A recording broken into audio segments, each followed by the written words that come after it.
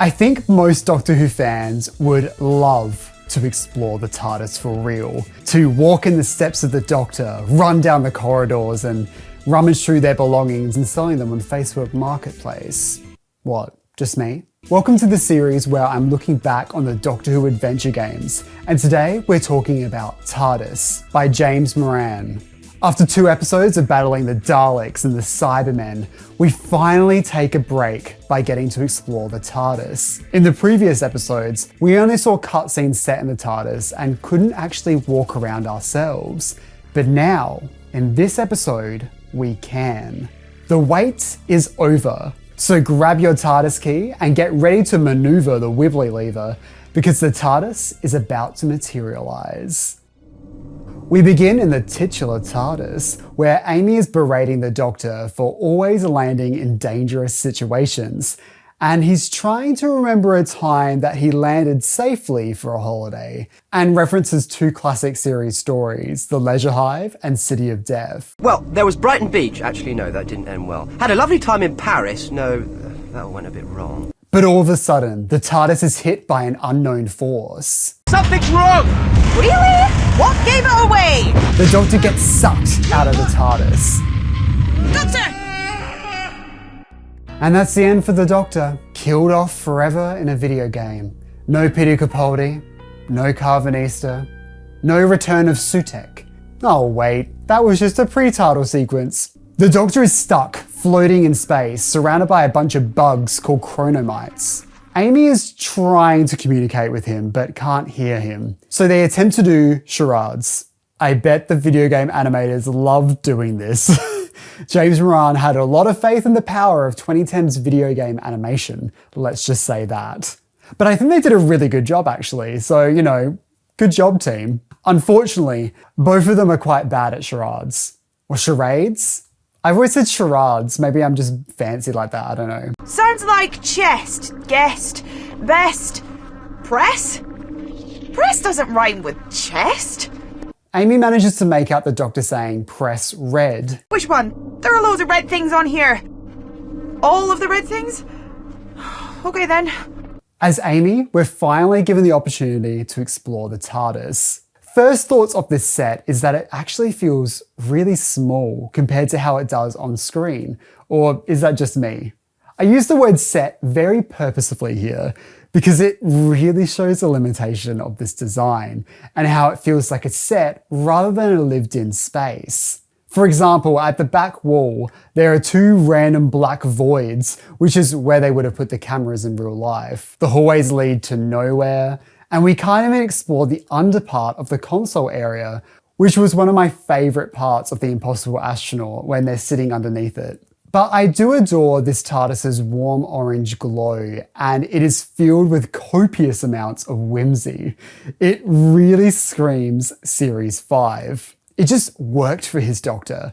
But I couldn't imagine like Peter Capaldi in this TARDIS at all. Although I could see Jodie Whittaker. I think she would have a lot of fun with this and it would actually suit her Doctor quite a lot. Anyway, enough getting lovesick over the TARDIS. It's time to save the Doctor. As Amy, we run to the console and press a bunch of red buttons and levers. This would be fun, but unfortunately the game moves at a glacial pace. You press a button and it takes 6 seconds before you can move again. It doesn't really recreate the feeling of running around the TARDIS pressing buttons like the Doctor does in the show. It feels tedious rather than exciting. But it is nice getting to look at this TARDIS console in close-up and seeing all the moving parts. It really is an incredible recreation. 20 minutes later, we pull another lever and the air shell increases so the Doctor can now finally breathe. But bad news, guys, we're stuck in a riptide in the fabric of space and time, which is the last place you want to be, really. So the Doctor tasks us with creating a tractor beam in order to pull him in. Hurry, before the TARDIS gets dragged away. I'll be trapped here with no way back. And you know, I've always wanted to pull Matt Smith, so this sounds great. The Doctor says we should be able to find something to help create a tractor beam in the drawing room. Amy has absolutely no idea where this is, but thankfully, the Doctor gives some simple directions. Right, very simple. Take the corridor for about half a mile, turn left, then right again, and then it's your third next right. Go past the weird swirly thing, left, then your other left through the sunroom. Careful not to trip over the sun lounger, then you'll see a green door, don't go in there. Go right, follow the wall until it gets a bit slimy, then take the lift to the third floor. Drawing room straight ahead, you can't miss it, easy peasy. Did you catch that? Hopefully you're taking notes, so let's go. Well, we can't. Every time we try to go through a door, we end up back in the console room. Turns out that's an effect of the riptide, also known as we can't afford to model the entire interior of the TARDIS, so you get this room and one other. So yeah, it's a little bit disappointing that we don't get much room to really run about in. And I feel like that's the problem with the TARDIS in the show and in this game, is that when we're finally given an opportunity to explore outside the console room, it's either really disappointing or dull. It's like the budget can never stretch to recreate what the TARDIS should look like. But don't worry, the Doctor says we can fix this malfunction by aligning the levers on the mechanical board, by making them all point upwards. And baby, when I tell you this took far too long, it was so embarrassing. It's bad enough being bad at games in the comfort of your own home, but on international YouTube television, embarrassing. Dun dun dun dun dun dun dun.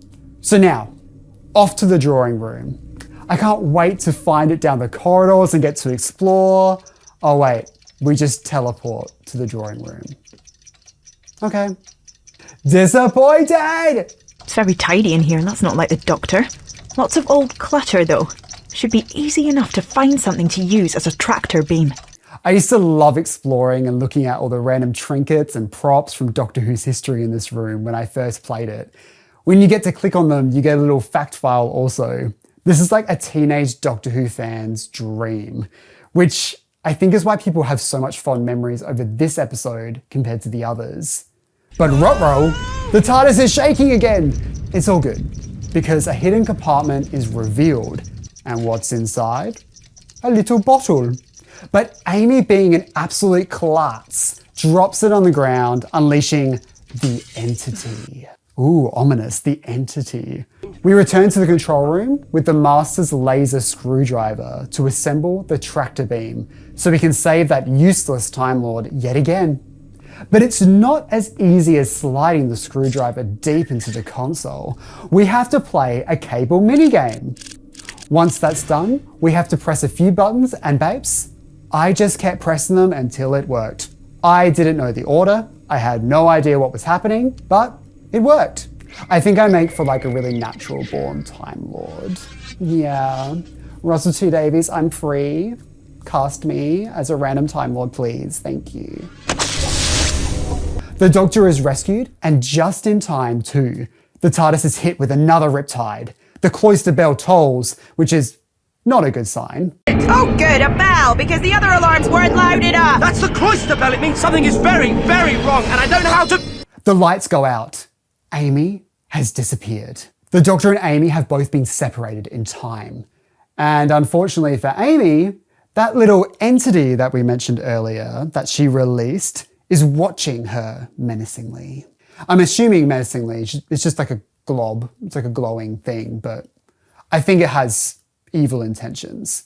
The Doctor is trying to figure out whenabouts in time he is. Unfortunately, the TARDIS is majorly confused. Make your mind up. Am I here or 1,000 years in the future? Here or future? Here? Future? But the Doctor determines that Amy is stuck in the future and the Doctor is in present time. But Doctor, how are we going to fix that? I can fix it by setting off a reverse tachyon feedback loop from both directions at once. You know, I was just about to suggest that, but it's not easy because we have to find something to keep track of time and something to focus time in place. So we head back to the drawing room and realize the absolute state that Amy left the room in. That's impossible. It had a triple deadlock force field. That means the entity has escaped. The Doctor is freaking out about this entity, but there is no time to panic, Diva. We've got work to do.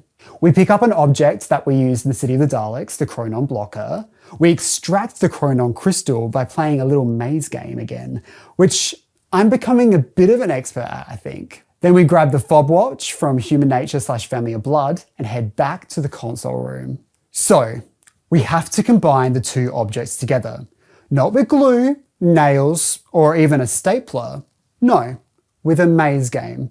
Science is incredible. We chuck the tachyon feedback loop onto the TARDIS. Now, Amy needs to use this as well as me, but there's 1,000 years between us. I've got to transfer enough power to her time. Make sure she gets this and send her a message somehow. But since we're the Doctor and we're clever, we already know what we need. We have to find an oscillator device to boost the power so we can transport that power into Amy's time so she can use the tachyon device also. Simple, really. But you know, since we've got all the time in the world, like the future's not going anywhere, I've decided that I'm in no rush and I run around the TARDIS for a bit. But there's barely anywhere to go, but it is still fun.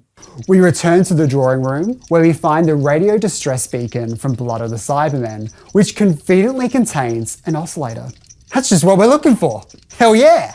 We return to the TARDIS console room and begin what was possibly the most painful experience of my life. Once again, we have to play the radio signal minigame, which, you know, is fine. I wasn't too bad at it last time. This should be easy. But baby, this straight up did not work. I hate to be the person who blames the game and not the gamer, but in this instance, it was the game, I swear. I kept matching the sound waves, but it wouldn't let me win. I was so confused. I tried it over and over and over again, and to no avail. I separated from a long-term partner of 11 years late last year, but I think this was more taxing on my mental health. I was seconds away from contacting my therapist for guidance, but I decided to solve my own problems. I stepped away and I closed the game and I relaunched it. And would you believe I solved it within 5 seconds? The thing is, you're gonna have to take my word for it because I lost the footage of it. My incredible achievement, evidence of my incredible trait of perseverance, erased from history within a moment. But anyway, we move. So, the Doctor records a message to Amy, but it might be too late. Amy is attacked by the entity, and she ain't happy about it either. Oh, stop rambling! Anyway, I'm rambling. The Time Riptide has destabilised a force field which was trapping a sort of glowy, blobby thing called the Entity. He explains the entity is a hungry little beastie who is trying to eat Amy's time energy. Kind of like a Timu version of the Weeping Angels, really. Even though Amy is currently glowing, not in the beautiful pregnant way or anything, but in like a being absorbed by a space creature way, the Doctor decides it's the perfect time for a pub quiz in order to validate her identity. Hopefully she was paying attention to the artifacts in the Doctor's drawing room, or she'd be absolutely screwed, mate. Personally, if it was me, I would have just whipped out TARDIS Wiki and just looked it up. But I don't need to do that anyway, because I have spent more than half my life memorizing pointless facts about Doctor Who. So this should be really... Wait, what? Which Doctor never met the Cybermen on screen? Well, I know the third Doctor never met the Cybermen on screen, so I clicked that one. But apparently, I'm wrong. The correct answer was the 8th Doctor, which is also true. He also hadn't met the Cybermen on screen, but neither did the 3rd Doctor. Both of them hadn't met them. So I'm going to send a really angry message to Stephen Moffat asking for a public apology. How dare you? I know my answers, thank you very much. So I proceeded to give them the answer they wanted to hear because I'm a people pleaser. And I also just really want to finish this game. Excellent, you're hearing me say this, so you must have answered the questions correctly. Unless you didn't, in which case you can't, and I'm talking to myself. Again. The Doctor tells Amy what to do. It needs to be activated at both ends of the time lesion. Just press the button, and it'll sync up with the one in my time zone. She has a little coughing fit, then she presses the button. The two TARDISes merge together, and our two pals have reunited in the same time zone. Yippee! Unfortunately, Amy is still glowing, and not in the pregnant way, as I said earlier, but in the entity killing her way. And the entity approaches the Doctor. Stop! Ooh, that never works. fixed now, applause later. The Doctor is trying to get the entity back into its bottle, but the dude is like really hungry and really wants to eat them. But the Doctor isn't a huge fan of that and doesn't want to be eaten, but he's got a solution. I found a place you can feed safely, an all-you-can-eat buffet. So he offers a trade.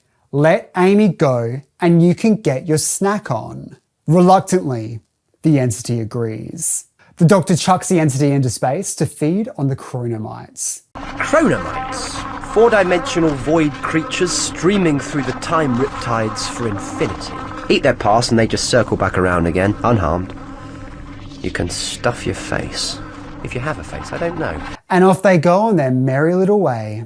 Now that the main story is over, the game gives us the option to explore the TARDIS one last time before the episode ends. I take a final walk around, saying goodbye to this unique TARDIS set, and soak up the 2010 nostalgia. But we can't stay here forever. We got places to go and people to see. So, how else could you possibly end an episode about the TARDIS? By getting to fly it, of course. We're given 60 seconds to dematerialize, or we'll have to start again. We only have to pull a few levers, so it can't be that difficult. Well, it is, because once you pull a lever, it takes 5 to 10 seconds just to play the animation of you pulling the lever, which really cuts into your time. Thankfully, by the grace of God, I managed to take off in time, and I'm finally free of this episode. If it wasn't so stressful, this segment would have been really fun. It would have been great to pilot the TARDIS, but the limitations of this game just makes it stressful and not in a fun way. Oh yes, sightseeing, somewhere nice. The Doctor and Amy return to discussing their holiday when the Doctor has a perfect place in mind. I know just the place, you'll love it. It's very quiet, peaceful, and perfectly safe. The TARDIS lands in an underwater base. They look up and see this, Jesus Christ, it's a flippin' huge shark! And that's our first cliffhanger in this series, because this leads straight onto the events of the next episode, Shadows of the Vashta Nerada. Well, that's TARDIS. Out of the season, I feel like this is the weakest of the stories. Not necessarily down to the writing per se, but more the limitations of this adventure game format. The slowness of pressing buttons doesn't recreate the fun of rushing about the console that the show has. And that minigame was bugging out and it just felt frustrated throughout the whole episode, which sucks. And I also feel like the entity is a bit of a generic villain and you can't really compare it to the iconic villains in the other 3 episodes. Maybe it should have been a Weeping Angel since they have similar traits. Maybe that would have been interesting. But it was still nice to explore the TARDIS, even if it was limited. But what do you think? Did you enjoy playing TARDIS when it came out? Or have you never played it? Let me know in the comment section below. And next time, we'll be talking about Shadows of the Vashta Nerada. Okay. Don't forget to click below to subscribe to the official Josh Snares YouTube channel.